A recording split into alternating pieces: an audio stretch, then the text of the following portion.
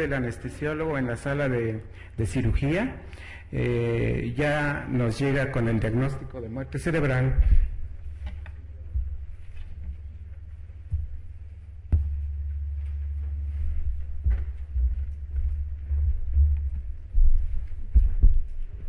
Ok. Bien, como les dijo la doctora, ya desde aquí de la diapositiva podemos ver algunos conceptos. Realmente el nombre más correcto es muerte encefálica, dado que están con muerte tanto los hemisferios como el tallo cerebral.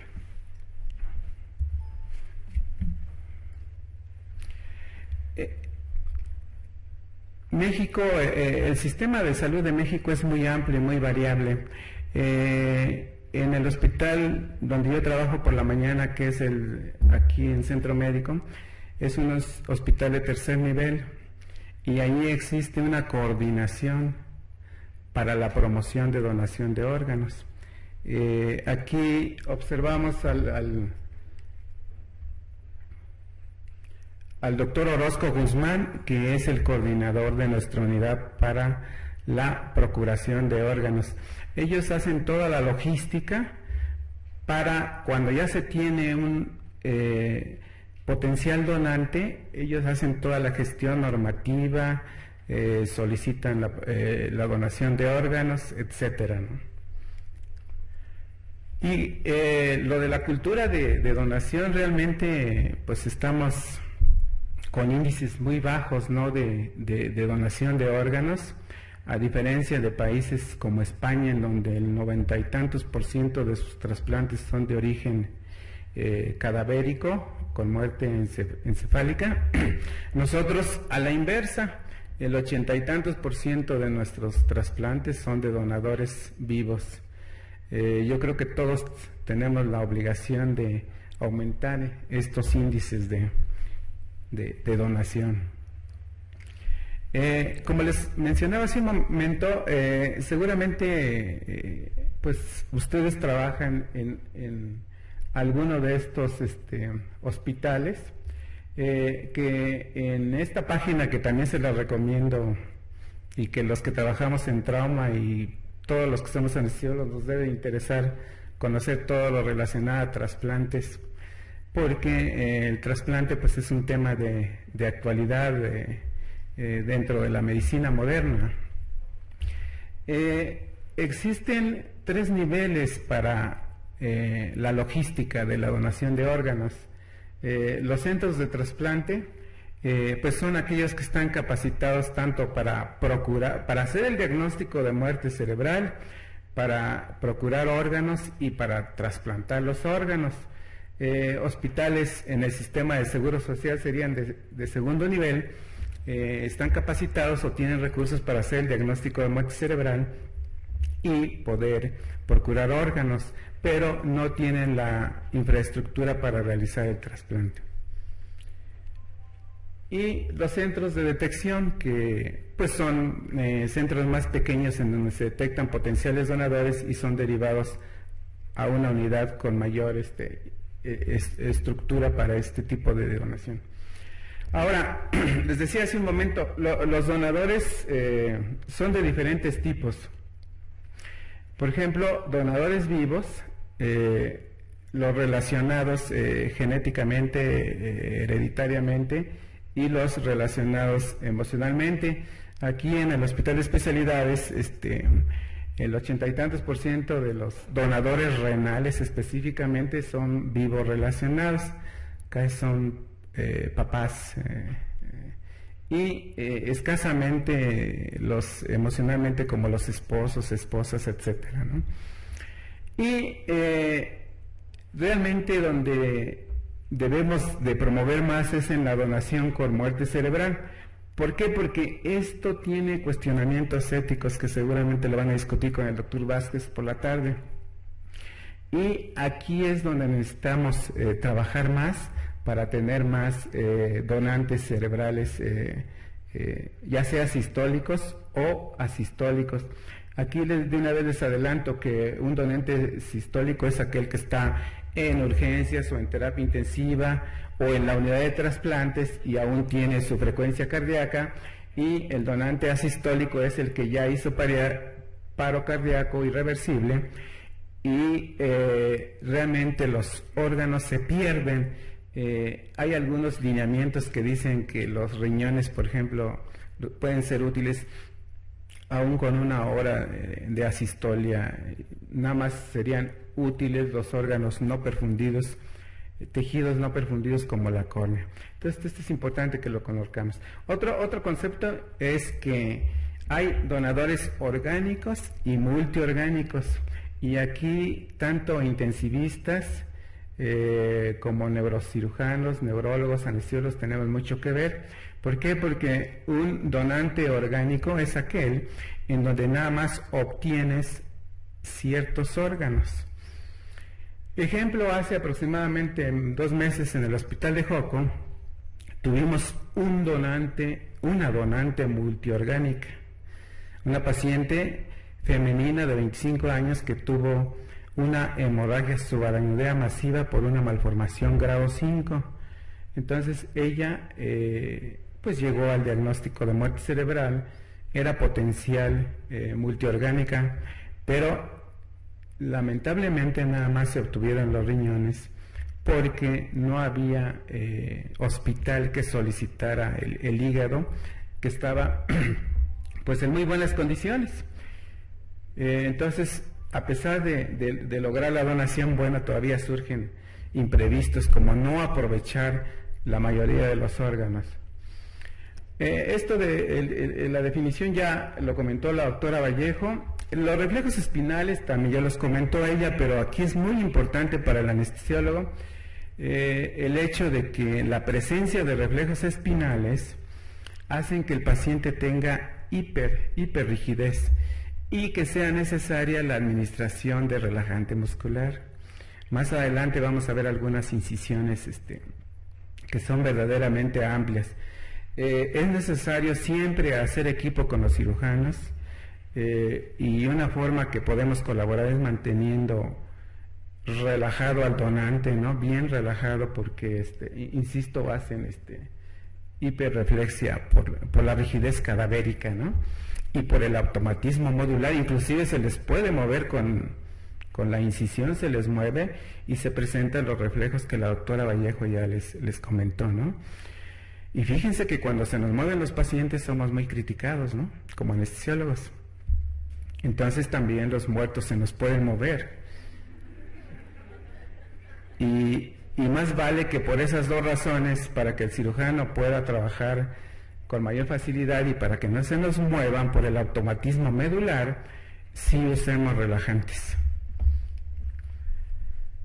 Bueno, hay diferentes causas por las cuales no somos un país que estemos procurando órganos útiles para cubrir las necesidades que tiene la población de diferentes insuficiencias, como la renal, la hepática, etcétera. Y estas son algunas razones. En primera, el diagnóstico tardío de muerte cerebral. Yo creo que como lo que hemos estado platicando ahorita como qué tanto se tarda en llegar un paciente a un centro de trauma a donde se le va a dar el tratamiento definitivo, pues sucede lo mismo con el diagnóstico de muerte cerebral. A veces el potencial donador está en un hospital pequeño, en un hospital general de zona, y se tarda mucho en su traslado a un centro de tercer nivel para terminar con el diagnóstico de muerte cerebral y ahí mismo hacer la procuración de órganos. Entonces ese es un problema que tenemos. Otro es el rechazo a la donación. Ya la doctora Vallejo les comentó que como el 40% de rechazos. Aquí por esto es donde trabajan las coordinaciones de procuración de órganos, que cada día hay más en diferentes hospitales. De hecho, hay un diplomado que se llama así, Procurador de Órganos, y que se da en el Senatra, por si alguien está interesado, ingresar a este tipo de tareas, que obvio que no es difícil. Solicitar órganos ha de ser Si dar malas noticias es muy malo para los familiares del paciente, ahora imagínense, además de que se muere, pues le pides los órganos. Es algo difícil para nuestra cultura. En relación a los retardos administrativos, acuérdense que muchos de los potenciales donadores son de origen, la muerte encefálica es de origen traumático. Entonces hay trámites administrativos que se tardan mucho, sobre todo los médico-legales, ¿no? Por los ministerios públicos. Criterios de exclusión para donar, también tiene restricciones, no todo donante, donante con muerte cerebral va a poder donar. Y se los puse en negritas porque la inestabilidad cardiopulmonar y metabólica es tarea de nosotros, ¿no? Tanto fuera del quirófano como dentro.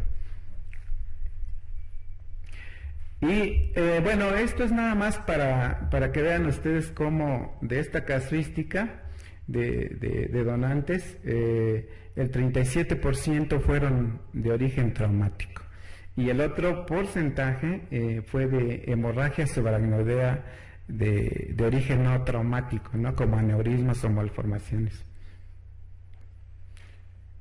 Bueno, esto es nada más para que vean el panorama tan pequeño de donantes de cadáver que hemos tenido en los diferentes años. Realmente ha sido uno por mes, aquí fue en el 94, casi uno por mes, ¿no? Realmente son muy pocos. Y miren cómo, por ejemplo, aquí en el 2006 se va a 2. Realmente es muy escasa la tasa de donación. Bueno, ahora, ¿cuáles son las etapas en la procuración de órganos? Bueno, primero, identificar el potencial donador. Decíamos que los potenciales donadores son aquellos pacientes que están en coma profunda con un Glasgow muy bajo. De hecho, lo que hace la coordinación de trasplantes del hospital es detectar, pasar visita a ver qué pacientes son potenciales donadores. Nosotros tenemos un servicio de neurocirugía muy grande, entonces como veíamos también es una patología que puede dar origen a muerte cerebral. Y identificar los potenciales donadores, realizar el diagnóstico de muerte cerebral, y aquí esto es muy importante, a dónde se deben de mantener y proteger estos pacientes para que pueda cumplirse con esta etapa de protección de los órganos potencialmente rescatables o que se necesitan para trasplantar y realizar la procuración de órganos. En estas dos etapas es donde nosotros tenemos que ver. Yo soy de la idea de que el anestesiólogo debe de salir del quirófano, no esperar al paciente. Yo les aconsejo que cuando tengan que manejar este tipo de donantes, pues en cuanto tenga la solicitud, sí, hay que ir a valorarlos, y yo les aconsejo que lo hagan ustedes y sus residentes, no nada más el residente, que es bastante frecuente, ¿no? Tenemos que acompañarlos precisamente porque es una situación muy crítica que hay que cuidar. ¿Cuántos de nosotros no hemos tenido pacientes que nos han pasado a quirófano, que venían con Orepi, le cierran la bomba y te llega chocado a sala, ¿no? Entonces, si no queremos más sorpresas de las que nos da la vida, en la vida diaria de un anestesiólogo, bueno, adelantémonos un poco a los hechos. Bueno, esta es una lista de lo que podemos obtener. Vean ustedes qué riqueza se puede obtener tanto de órganos como tejidos de un donante multiorgánico. Y pues realmente a nosotros nuestra experiencia es con riñones, muy poquitos con hígado, y en cardio pues tienen también pocos de corazón. Por ahí hay un caso reportado de intestino y hasta ahí, ¿sí? Esta cirugía de hígado, corazón y pulmón es altamente costosa. Criterios universales son así como muy generales. Yo de una vez les quiero advertir que cada hospital, cada país, cada sistema de salud tiene sus propios criterios. Hay países donde no aceptan órganos de pacientes con ciertas infecciones, tienen sus restricciones, estos criterios se mueven. Aquí en México tenemos una necesidad de riñones y de córneas. Si les queda la motivación para entrar al Senatra, ahí se van a dar cuenta de las grandes listas de espera que hay para riñones y córnea. Siguen siendo criterios de selección y hay criterios universales, generales y específicos que, claro, dependiendo de donde ustedes laboren, tendrán que profundizar para conocer bien los criterios. Los cambios fisiopatológicos. Bueno, aquí es de mucho interés que conozcamos que debido a la destrucción de los centros vasomotores a nivel central, como les decía hace un momento, también se presenta un choque neurogénico, pero ahora es de origen central. Ahora está su origen en el tallo cerebral. Hace un momento decíamos que estaba su origen en la médula espinal. Y como hay pérdida también de funciones hipotalámicas, pues hay grandes cambios hormonales y en la temperatura. Y estos son todos los cambios. Estos son todos los cambios que tendremos que estar alertas en la valoración preanestésica o preoperatoria, como gusten llamarle. Hay que checar todo esto porque sí lo van a encontrar. Esto es una serie grande de 180 donantes que se hizo en Canadá y vean ustedes cómo las alteraciones hidroelectrolíticas y la diabetes insípida son las alteraciones que predominan, y luego pues ya nos vamos con la hipotensión, que en un 72% puede presentarse. Entonces esto significa que tenemos que, de acuerdo a estos datos epidemiológicos, pues estar muy alertas para ir intencionalmente a buscar y a tratar estas alteraciones. Lo de la hipotensión pues ya fue discutida previamente, siguiendo los algoritmos, primero nuestros cristaloides, luego nuestros cristaloides, monitorizamos PVC, etcétera, y dependiendo de la etiología, pues administramos vasopresores o no.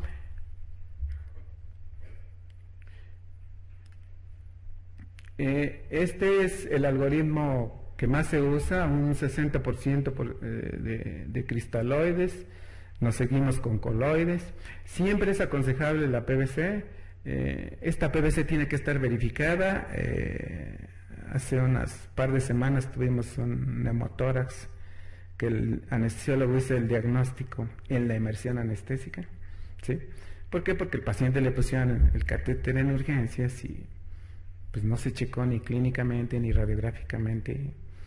El anestesiólogo no podía extubarlo y le empezaron a buscar y se fue a la placa, pues, neumotórax, inducido por quien colocó el catéter. Entonces, pero la PVC no debe de dejar de monitorizarse porque es algo prioritario para el manejo de líquidos, tanto cristaloides como coloides.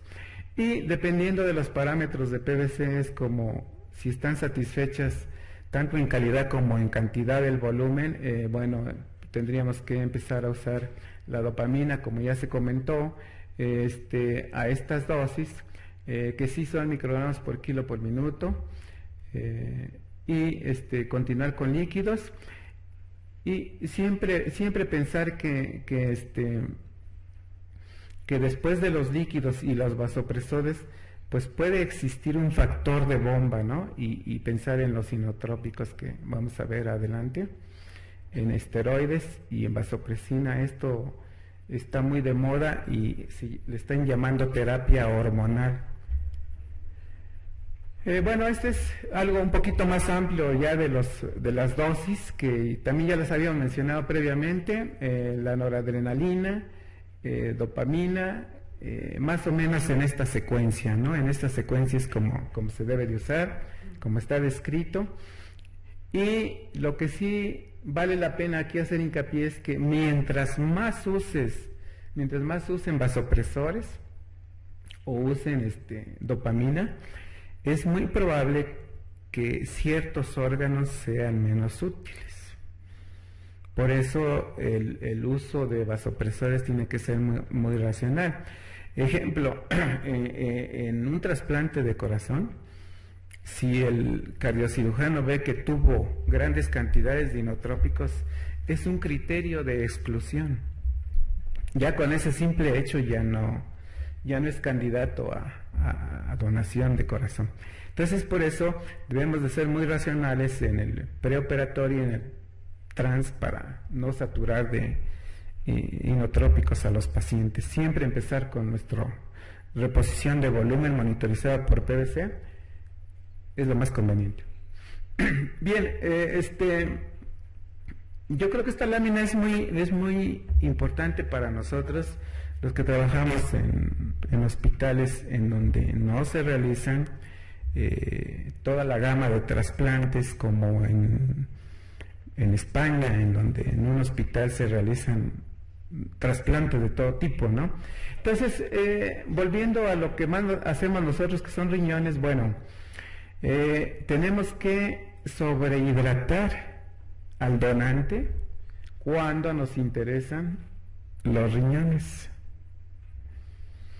Tenemos que mantener un equilibrio cuando interesan los riñones y los pulmones. Entonces vean cómo el manejo es tan dinámico, y por eso es conveniente que estemos muy bien comunicados con los cirujanos de trasplante para ver qué órganos van a procurar, y dependiendo de eso es como nosotros tenemos que hacer nuestro manejo transoperatorio. Podemos poner demasiados líquidos y producir un edema cerebral, y qué tal que hubo la suerte de que haya un grupo que pueda utilizar esto, ¿no? Entonces eso hay que tenerlo muy en cuenta, siempre comunicándose con los cirujanos. Arritmias también van a encontrar de todo tipo, desde auriculares, y siempre existe la amenaza del paro cardíaco en cualquier momento. Las causas de las arritmias pues son múltiples, desde factores electrolíticos, ácido básicos, etcétera. Esta es lo que se está usando mucho y que vale la pena comentar un poco más, es sobre la terapia hormonal. Esta terapia hormonal consiste en administrar vasopresina, triiodotironina a estas dosis, hidrocortisona e insulina. Esto es para preservar más tiempo el donante con muerte encefálica. Y los mecanismos por los cuales lo hace son los siguientes. Entonces, mantiene la estabilidad hemodinámica. O sea, esta flecha grande aquí sí que disminuye todo esto. Y en términos muy generales, pues preserva al donante, disminuyendo la acidosis, disminuyendo el consumo de inotrópicos que les comentaba hace un momento. Por eso esta terapia ha mejorado el pronóstico del donante y de los órganos trasplantados. Se está utilizando mucho y en diferentes tipos de órganos, desde riñón hasta corazón. Las alteraciones respiratorias, bueno, puede haber edema, pero ya en fases muy tempranas. Lo que más nosotros podemos ver en quirófano es esto, ¿no? Atelectasias, a lo mejor hasta neumonía. La terapéutica, bueno, sí se recomienda esto, lo hacemos de rutina, pero a lo mejor el PIP, esto es muy importante, ¿no? Siempre en anestesia tendemos a causar hipoventilación. Aquí se recomienda inclusive una hipercapnia leve, ¿no? Las correcciones electrolíticas, por eso es muy importante la evaluación preoperatoria para ver con qué alteraciones hidroelectrolíticas nos vamos a enfrentar. Y como ustedes ven, realmente lo que debemos hacer es un manejo intensivo, ¿no? Quiero decirles que afortunadamente muchos pacientes vienen bastante bien cuando permanecen en una unidad de trasplante, ¿no? Porque son los mismos cirujanos y los mismos clínicos que están cuidando al donante para que lleguen las mejores condiciones. El diagnóstico de diabetes insípida, su tratamiento y otras complicaciones. Bueno, aquí es importante que la hiperglucemia casi siempre está presente, que a veces si fue un paciente politraumatizado va a tener complicaciones de coagulopatías por transfusiones múltiples, En fin, hay varias situaciones. Bueno, aquí sí quisiera que anotaran esto y que lo consulten en una noche de insomnio. Esta es una dirección de una red de trasplante de Estados Unidos y la verdad que hay muchísima información, muchísima información. Vale la pena que lo consulten. Y lo más valioso de esta dirección electrónica es que encontré esta escala. Ya ven que en medicina estamos llenos de escalas, ¿no? Esta escala la tenemos que anotar a nuestra libreta que casi siempre tenemos, nuestro manualito, nuestro acordeón. Y esta asociación clasifica a los donantes en clase A, B y C y utiliza estas variables. Vean ustedes, la evolución, la hemodinamia y si va a ser donador uniorgánico o multiorgánico. Pero para nosotros anestesiólogos que no estamos acostumbrados a hacer maniobras dilatorias ni a evadir pacientes graves, es conveniente que vean que entre más pronto participemos en una procuración de órganos, vamos a tener un donador con clase A que va a estar estable con líquidos, ¿sí? Y que lo más importante es que ustedes van a colaborar a que sea un donante multiorgánico. Esto es que el esfuerzo de los familiares por donar órganos pues se aproveche y que muchos pacientes de uno solo sean beneficiados. En la clase B pues ya la evolución ya se va al segundo o tercer día y aquí la estabilidad depende de los líquidos. También aquí desde que se inicia el diagnóstico tiene que tener líquidos en calidad y cantidad. Y el problema de aquí es que puede o no puede ser multiorgánico. Lamentablemente nos topamos con este tipo de situaciones, con el donador clase C, en donde ya ha transcurrido las 72 horas y casi todos tienen aminas. Realmente debemos de batallar, debemos de colaborar para estar entre las clases A y B, que es donde más se aprovechan los órganos de los pacientes.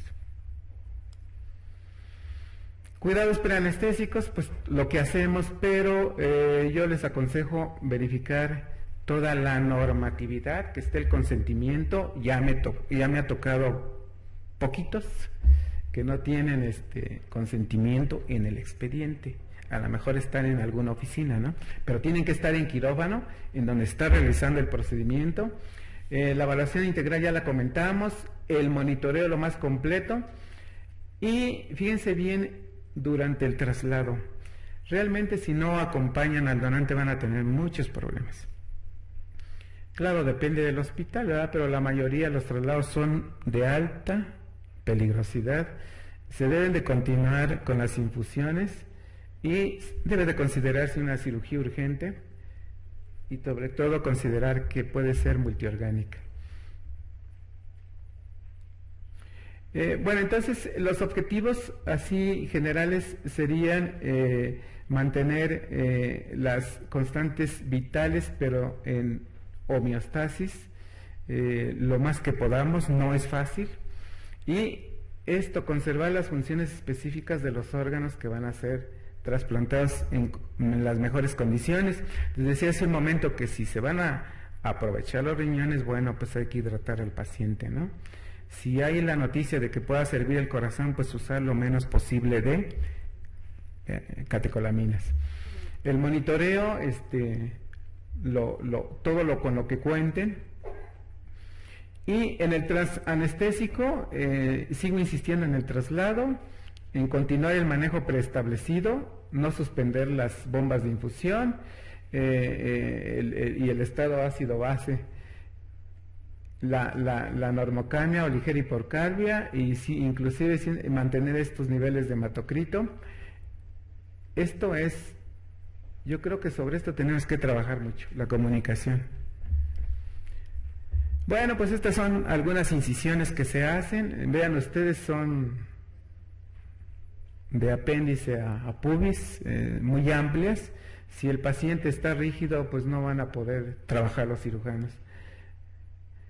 Aquí se ve el hígado. Por lo que les decía, es necesario usar relajantes. En la casuística se usó en 74% de las ocasiones. Usaron narcóticos porque hay una respuesta simpática. El paciente, el donante se taquicardiza, inclusive puede tener sudoración de la parte superior, se hipertensa, y por eso a veces hay necesidad inclusive de echar mano de los inhalados. Hay que mantener buenos flujos urinarios.